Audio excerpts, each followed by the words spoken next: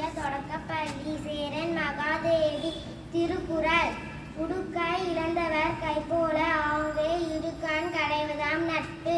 பொருள். உடுத்தியுள்ள உடை உடம்பிலிருந்து அவிழ்ந்து கீழே விழும்பொழுது கை அதை விரிவு சென்று பிடிக்கிறது போல நண்பனுக்கு ஒரு துன்பம் நெருங்கிய போது உடனடியாக உதவி செய்தால் அதுவே ஒரு சிறந்த நட்பாகும். நன்றி.